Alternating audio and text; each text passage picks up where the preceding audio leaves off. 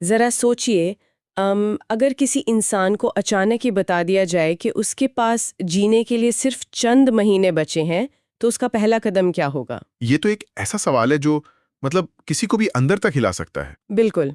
क्या वो इंसान अपनी बची हुई जिंदगी में और ज्यादा पैसे कमाने की कोशिश करेगा, या किसी बड़ी सफलता के पीछे भागेगा? ज्यादातर लोग शायद घबराहट में यही सब करने लगे, या फिर सब कुछ छोड़ दें। हाँ।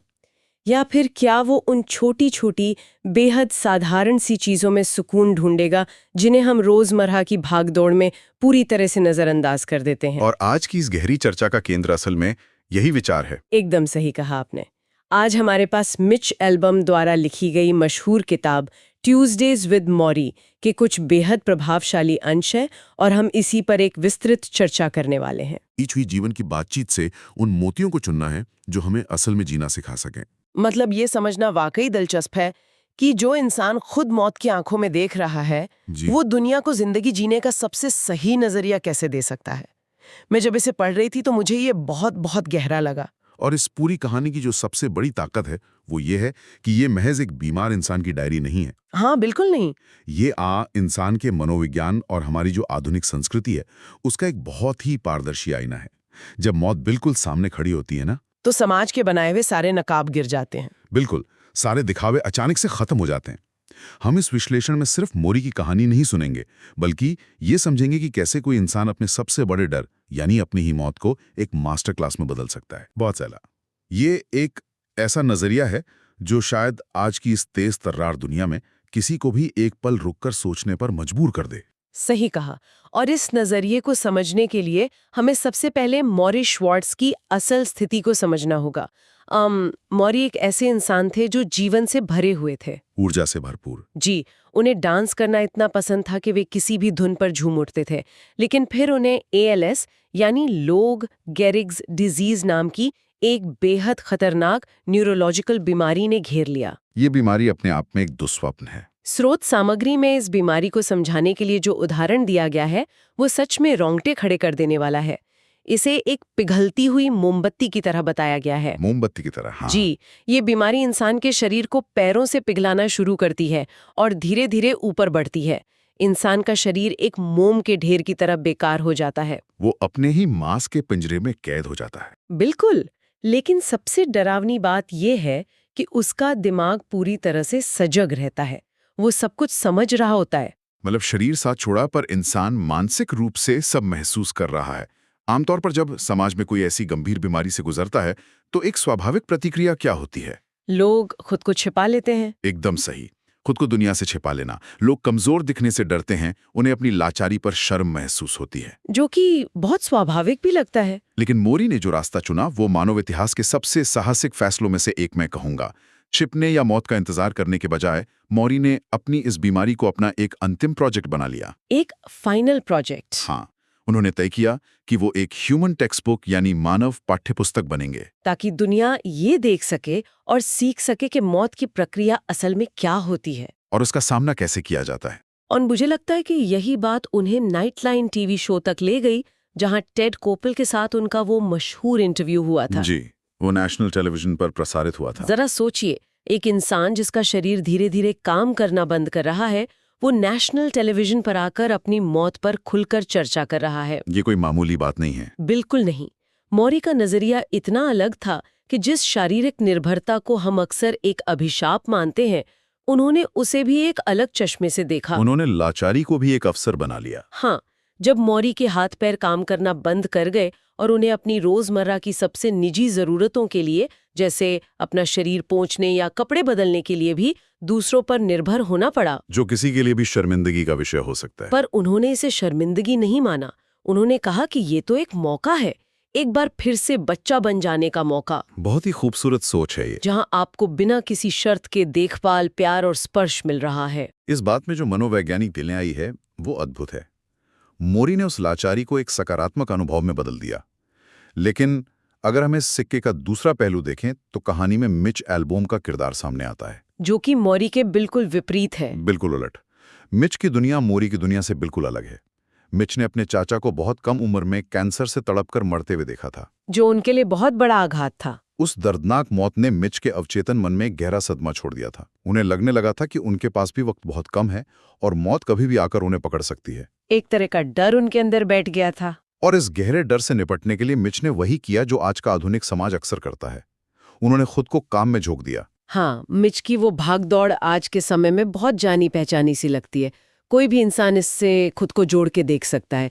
वो दिन रात काम कर रहे थे, एक के बाद एक डेडलाइन पूरी कर रहे थे, पैसे कमा रहे थे और सफलता की सीढ़ियां चढ़ रहे थे। उन्हें लगता था कि यही एकमात्र रास्ता है। उन्हें लगने लगा था कि अगर वे बहुत सारे पैसे कमा लेंगे और सफल हो जाएंगे तो वे जीवन पर और शायद किसी हद तक मृत्यु पर भी नियंत्रण पा लेंगे, जो कि एक बहुत बड़ा भ्रम है। वो एक ही समय पर कई काम करते, गाड़ी चलाते हुए फोन पर बात करना, हमेशा एक जल्दबाजी में रहना। मिच असल में समय को अपनी मुट्ठी में कैद करने की कोशिश कर रहे थे। और यही आज के समाज की सबसे बड़ी विडंबना है। मेरा मानना है कि लोग किसी गहरे डर, खालीपन या आघात से भागने के लिए खुद को उपलब्धियों और भौतिक चीजों के ढेर के नीचे दबा लेते हैं। वो बाहरी शोर से अंदर की आवाज को दबाना चाहते हैं। बिल्कुल। मिच को लगता था कि सफलता उन्हें नियंत्रण देगी, लेकिन असल में वो उस सफलता के गुलाम बन चुके थे। एक तरफ मौरी हैं, जिनका अपने ही शरीर पर कोई नियंत्रण नहीं बचा है, लेकिन मानसिक और भावनात्मक रूप से वे पूरी तरह स्वतंत्र और शांत हैं। और दूसरी तरफ मिच है, जिनका शरीर पूरी तरह स्वस्थ है, बैंक बैलेंस शानदार है, लेकिन अंदर से वे पूरी तरह असहाय और डरे हुए हैं। यह विरोधाभास हमें एक बहुत ही अहम सवाल की तरफ ले जाता है। अगर सफलता, पैसा और रुतबा हमें वो शांति और नियंत्रण नहीं दे सकते जिसकी हमें तलाश है, तो फिर आखिर किस चीज से हमें वो सुकून मिलेगा? ये एक ऐसा सवाल है जिसका जवाब मोरी ने बहुत ही सरलता से दिया है। इस मुद्दे पर शोध सामग्री में अरबपति टेड टर्नर का एक किस्सा है जो मुझे बहुत दिलचस्प लगा। हाँ, टेड टर्नर का वो बयान। टेड टर्नर ने एक बार सार्वजनिक रूप से इस बात का बहुत अफसोस जताया था कि वे सीबीएस नाम का एक और टीवी नेटवर्क नहीं खरीद पाए। उनका कहना था कि वे नहीं चाहते कि मरने के बाद उनकी कब्र के पत्थर पर यह लिखा हो कि मैंने कभी नेटवर्क नहीं खरीदा। और जब मोरी ने ये खबर सुनी थी तो उन्हें इस पर बहुत हंसी आई थी। मोरी का हंसना पूरी तरह से जायज भी था। जरा इस बात की गहराई को समझिए। एक इंसान जिसके पास दुनिया भर की दौलत है, वो अपनी जिंदगी के अंत में इस बात का दुख मना रहा है कि वो एक और कंपनी नहीं खरीद पाया। ये कितना अजीब लगता है सुनने में। मोरी ने इस किस्से के जरिए हमारी पूरी संस्कृति की बखिया उधेड़ कर रख दी। उनका स्पष्ट मानना था कि हमारी संस्कृति, हमारा समाज बचपन से ही लोगों का ब्रेन वॉश करता है। हमें यही तो सिखाया जाता है। हाँ, हमें ये सिखाया जाता है कि अधिक पैसा अच्छा है, अधिक संपत्ति अच्छी है, अधिक चीजें अच्छी हैं। अंग्रेजी में कहें तो मोर इज गुड। और लोग इस दिखावे की दौड़ में इस कदर अंधे हो जाते हैं कि वे अपनी अंदरूनी जरूरतों को पहचान ही नहीं पाते। वे बाहर की चीजों में अंदर की खुशी ढूंढते हैं। मोरी कहते हैं कि जब लोगों के जीवन में प्यार की कमी होती है, जब वे अंदर से अकेलापन महसूस करते हैं, तो वे उस खालीपन को भौतिक चीजों से भरने की कोशिश करते हैं। वे नई गाड़ियां खरीदते हैं, बड़े घर बनाते हैं, सत्ता हासिल करते हैं। लेकिन हकीकत यह है कि पैसे या सत्ता से कभी भी वो कोमलता, वो सुकून और वो अपनापन नहीं मिलता जिसकी इंसान की आत्मा को असल में तलाश होती है। बिल्कुल। और इसी समस्या का जो समाधान मोरी देते हैं वो और भी ज्यादा प्रभावशाली है। मोरी का वो उपसंस्कृति वाला विचार। जी, मोरी कहती हैं कि अगर मौजूदा संस्कृति आपको शांति नहीं दे रही है तो उसे आंख मूंद कर मत मानिए। अपनी खुद की एक उपसंस्कृति यानी सब कल्चर बनाइए। लेकिन इसका मतलब समाज से कटना नहीं है। इसका ये मतलब कतई नहीं है कि आप समाज के कानून तोड़ दें या ट्रैफिक सिग्नल जंप करने लगें। इसका सीधा सा मतलब यह है कि जीवन में क्या महत्वपूर्ण है और क्या नहीं, इसके नियम आप खुद तय करें। अपनी प्राथमिकताएं खुद चुनें। मोरी का नजरिया यह है कि सच्ची संतुष्टि दूसरों को अपना समय और अपनी कहानी देने से मिलती है। जैसे कि उन्होंने एक बहुत ही सुंदर उदाहरण दिया है कि अगर आप किसी सीनियर सेंटर में जाकर बुजुर्गों को कंप्यूटर चलाना सिखाते हैं या किसी ऐसे इंसान के साथ बैठकर ताश खेलते हैं जो पूरी तरह से अकेला है, तो वो अनुभव आपको जो खुशी देगा वो दुनिया की किसी भी महंगी चीज को खरीदने से नहीं मिल सकती। यह समझना बहुत जरूरी है कि किसी भी इंसान का असली मूल्य उसकी बैंक की पासबुक या उसके घर के आकार से तय नहीं होता। बिल्कुल नहीं। उसका मूल्य इस बात से तय होता है कि वो अपने आसपास के समुदाय में क्या योगदान दे रहा है। और जब इंसान समुदाय से जुड़ता है तो उसके अंदर भावनाएं भी गहराई से जन्म लेती हैं। मानवीय भावनाएं। हाँ, लेकिन आधुनिक समाज भावनाओं को लेकर भी बहुत असमंजस में रहता है। और मोरी के जीवन का वो हिस्सा जहां वे अपनी भावनाओं से जूझते हैं, वो किसी भी इंसान के लिए एक बहुत बड़ी सीख है। वो हिस्सा बहुत ही भावुक कर देने वाला है। मैं जब उस हिस्से का विश्लेषण कर रही थी तो मैं खुद सिहर गई थी। मौरी की बीमारी के कारण उन्हें अक्सर खांसने के बहुत भयानक दौरे पड़ते थे, जो कि एएलएस में आम बात है, लेकिन बहुत ही कष्टदायक होती है। एक बार उन्हें ऐसा दौरा पड़ा जहां वे लगातार खांस रहे थे और उनके फेफड़ों में हवा नहीं जा रही थी। उन्हें सच में ऐसा लगा कि उनकी सांसें हमेशा के लिए रुक जाएंगी और वे घुट-घुट कर मर जाएंगे। किसी भी इंसान के लिए इससे ज्यादा खौफनाक पल क्या हो सकता है। लेकिन उस दहशत के बीच मोरी ने बौद्ध दर्शन के एक सिद्धांत का इस्तेमाल किया जिसे डिटैचमेंट या अलगाव कहते हैं। ये डिटैचमेंट का सिद्धांत अक्सर गलत समझा जाता है। हाँ, लोगों को लगता है कि इसका मतलब बस भावना शून्य हो जाना है। लोगों को लगता है कि अलगाव का मतलब है अपनी भावनाओं से दूर भागना या खुद को पत्थर दिल बना लेना। लेकिन मोरी ने समझाया कि असली डिटैचमेंट इसका बिल्कुल उल्टा है। तो असल में वो क्या है? किसी भी भावना से अलग होने के लिए आपको पहले उस भावना में पूरी तरह से डूबना होगा। मतलब उससे भागना नहीं है? बिल्कुल नहीं। चाहे वो मौत का भयानक डर हो, शरीर का असहनीय दर्द हो, अकेलापन हो या गहरा दुख हो, मोरी के अनुसार उस भावना को आने देना चाहिए। मतलब अगर डर लग रहा है तो उस डर को पूरी तरह महसूस करो। अगर रोना आ रहा है तो आंसुओं को रोको मत। सटीक बात। जब इंसान उस भावना में पूरी तरह डूब जाता है, उसे सिर से पैर तक महसूस कर लेता है, केवल और केवल तभी वो उस भावना से एक कदम पीछे हट सकता है। मैंने इसे महसूस किया, मैं इससे गुजरा, लेकिन अब ये मुझ पर हावी नहीं है। अब मैं खुद को इससे अलग करता हूँ। ये नजरिया आज के समय में कितना जरूरी है। हमें हमेशा सिखाया जाता है कि रोना कमजोरी है, अपनी भावनाओं को दबाकर रखो, जो कि सबसे बड़ी गलती है। लेकिन जो लोग अपनी भावनाओं को दबाते हैं वे कभी उनसे आजाद नहीं हो पाते। वो डर या वो दुख हमेशा उनके अंदर एक खामोश जहर की तरह बैठा रहता है और वो जहर अंदर ही अंदर इंसान को खोखला करता है। मौरी की ये तकनीक हर उस इंसान के लिए एक संजीवनी है जो तनाव, अकेलेपन या किसी गहरे सदमे से गुजर रहा है। और इसी डर और भावनाओं को दबाने की आदत का सबसे बड़ा उदाहरण है उम्र के बढ़ने और मौत का डर। हमारी आज की संस्कृति में बूढ़ा होना जैसे कोई अपराध मान लिया गया है। जैसे सब हमेशा जवानी रहना चाहते हैं। लेकिन मोरी ने इस डर को खत्म करने का एक बहुत ही खूबसूरत तरीका बताया। उन्होंने बौद्ध धर्म की एक और सीख साझा की। वो पक्षी वाली सीख। जी, कि हर इंसान को रोजाना अपने कंधे पर बैठे एक काल्पनिक छोटे पक्षी से एक सवाल पूछना चाहिए। क्या आज ही वो दिन है? क्या मैं मरने के लिए तैयार हूं? ये सवाल सुनने में जितना डरावना लगता है, असल में उतना ही आजाद करने वाला है। बहुत बड़ी आजादी है इसमें। मोरी का सबसे बड़ा और शायद सबसे मशहूर सबक यही था, जब आप मरना सीख जाते हैं तो आप जीना सीख जाते हैं। Once you learn how to die, you learn how to live. बिल्कुल। अगर किसी इंसान को ये एहसास हो जाए कि उसकी जिंदगी आज ही खत्म हो सकती है, तो क्या वो अपना वक्त किसी पर बेवजह गुस्सा करने में बर्बाद करेगा? कभी नहीं। क्या वो उन चीजों के पीछे भागेगा जिनकी कोई अहमियत नहीं है? बिल्कुल नहीं। मौत का एहसास इंसान को जीवन की असली प्राथमिकताओं की याद दिलाता है। यही कारण है कि मोरी बुढ़ापे को महज शरीर के क्षय के रूप में नहीं देखते थे। उनके लिए ये एक प्राकृतिक प्रक्रिया थी। उनके लिए उम्र का बढ़ना एक विकास था। वे बुढ़ापे का जश्न मनाते थे। उनका मानना था कि जवानी के दिनों में इंसान बहुत असुरक्षित होता है, वो अज्ञानता में जीता है और दूसरों के नजरिए से खुद को आंकता है। जवानी में हम बस दूसरों को खुश करने में लगे रहते हैं। लेकिन उम्र के साथ जो समझ आती है वो अमूल्य है। जो लोग हमेशा युवा बने रहना चाहते हैं, जवान दिखने के लिए संघर्ष करते हैं, वे असल में वे लोग हैं जो अपने वर्तमान जीवन से संतुष्ट नहीं हैं, जिन्होंने शायद अपने आज को पूरी तरह जिया ही नहीं, जिन्होंने अपनी जिंदगी का कोई गहरा अर्थ नहीं खोजा है।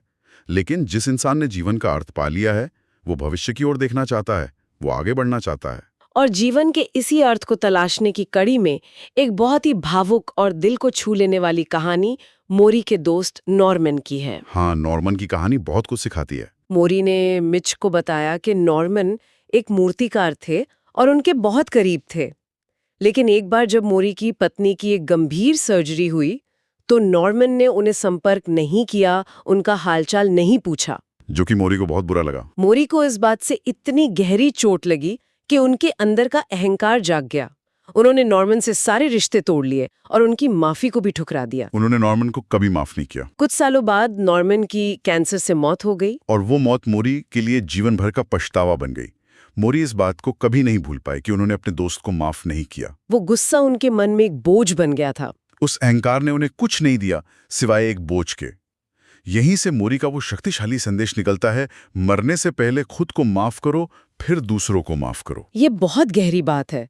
खुद को माफ करना भी उतना ही जरूरी है। इंसान अक्सर पुरानी बातों, पुराने झगड़ों और घड़े मुर्दों को पकड़े रहता है, लेकिन जब अंत समय आता है तो वो सारा अहंकार अर्थहीन हो जाता है। इसी बात को आगे बढ़ाते हुए मोरी ने परिवार और विवाह पर भी बहुत गहरी बातें की। उन्होंने जो W.H. ऑडेन का उदाहरण दिया था वो कमाल का है। हाँ, मशहूर कवि W.H. ऑडेन का वो बहुत ही ताकतवर उद्धरण, एक दूसरे से प्यार करो या नष्ट हो जाओ, लव ईच अदर और पेरिश। मोरी का मानना था कि अगर आपके पास परिवार का प्यार नहीं है तो जीवन की मुश्किलों, खासकर मौत जैसी स्थिति का सामना करना नामुमकिन है। बिना अपनों के इंसान टूट जाता है। उन्होंने सफल विवाह के लिए कुछ बहुत ही सीधे नियम भी बताए। एक दूसरे का सम्मान करना, समझौता करना सीखना, बिना झिझक के खुलकर बात करना, और सबसे अहम, जीवन के मूल्यों पर दोनों की सोच का एक समान होना।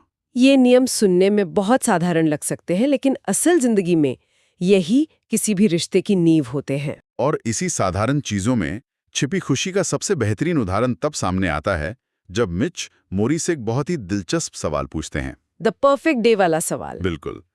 मिच ने पूछा कि अगर मोरी को पूरी तरह से स्वस्थ होने का महज एक दिन मिल जाए, एक परफेक्ट दिन, तो वे उसे कैसे बिताएंगे? इस सवाल का जवाब किसी को भी हैरान कर सकता है। कोई भी सोचेगा कि इतने बड़े प्रोफेसर हैं, कुछ बहुत बड़ा सोचेंगे। हाँ, कोई सोचेगा कि सालों से व्हीलचेयर पर बैठा और दर्द सह रहा इंसान शायद दुनिया की सैर करना चाहेगा या किसी आलीशान जगह जाकर हर सुख सुविधा का आनंद लेना चाहेगा। लेकिन मोरी का जवाब कितना साधारण था। बहुत ही साधारण। उन्होंने कहा कि वे सुबह उठेंगे, थोड़ा व्यायाम करेंगे, नाश्ते में स्वीट रोल खाएंगे, फिर तैरने जाएंगे, दोपहर में अपने खास दोस्तों को बुलाएंगे और उनसे उनके जीवन के बारे में बात करेंगे, फिर शाम को प्रकृति के बीच चलेंगे, पेड़ों और पक्षियों को देखेंगे। एक अच्छी सी शाम प्रकृति के साथ। रात को एक अच्छे रेस्टोरेंट में बत्तख का मांस खाएंगे और फिर रात भर नाचेंगे जब तक कि वे पूरी तरह थक न जाएं। मोरी का ये परफेक्ट दिन इस पूरी चर्चा का निचोड़ है। ये मैं बताता है कि एक परिपूर्ण जीवन किसी विदेशी यात्रा, आलीशान बंगलों या बैंक बैलेंस में नहीं है। खुशी तो इन छोटी बातों में ही है। जीवन की असली खूबसूरती उन रोजमर्रा की चीजों और मानवीय संबंधों में है जिन्हें हम हमेशा हल्के में लेते हैं, जैसे अपने पैरों पर चल पाना, दोस्तों के साथ बैठकर दिल की बात करना या प्रकृति को निहारना। हम भागदौड़ में इन्हीं चीजों को भूल जाते हैं। जब इंसान मौत की दहलीज पर खड़ा होता है तो उसे समझ आता है कि जिन चीजों को वो साधारण समझता था, असल में वही उसकी जिंदगी की सबसे बड़ी दौलत थी। और यही दौलत, यही रिश्ते मौत के बाद भी जिंदा रहते हैं। मोरी की जब मृत्यु नजदीक थी, वे लगभग बोल भी नहीं पा रहे थे, तब उन्होंने मिच को अपना अंतिम संदेश दिया था। वो संदेश बहुत ही मार्मिक था। उन्होंने कहा कि मृत्यु केवल जीवन को समाप्त करती है, रिश्तों को नहीं। Death ends a life, not a relationship. जब तक कोई आपको प्यार से याद करता है, जब तक आपकी दी हुई सीख किसी के मन में है, तब तक आप मरे नहीं हैं, आप हमेशा के लिए जीवित रहते हैं। यह सोच मौत के डर को पूरी तरह बदल देती है। और इस पूरी विस्तृत और भावुक चर्चा को समेटने से पहले इन स्रोत सामग्रियों में एक ऐसा गहरा विचार छिपा है जिस पर चिंतन करना बहुत जरूरी है। एक ऐसा विचार जो हमें ब्रह्मांड से जोड़ता है। जी, यह दक्षिण अमेरिका के वर्षावन में रहने वाली देसाना जनजाति की एक बहुत ही पुरानी मान्यता है। देसाना जनजाति? देसाना जनजाति के लोग ये मानते हैं कि इस पूरी दुनिया में, इस ब्रह्मांड में ऊर्जा की मात्रा हमेशा निश्चित रहती है, यानी एनर्जी हमेशा कांस्टेंट रहती है। बिल्कुल। जब वे जंगल में शिकार करने जाते हैं और किसी जीव को मारते हैं तो उनका मानना होता है कि उन्होंने इस ब्रह्मांड के आध्यात्मिक कुएं में एक छेद कर दिया है, एक स्पिरिचुअल वेल में। वहां से उन्होंने कुछ ऊर्जा निकाल ली है। ये बहुत ही अद्भुत और प्रकृति से जुड़ा हुआ विचार है। और इससे भी गहरी बात यह है कि उनका मानना है कि उस आध्यात्मिक कुएं में जो छेद उन्होंने किया है उसे कोई और नहीं भरेगा। तो उसे कौन भरेगा?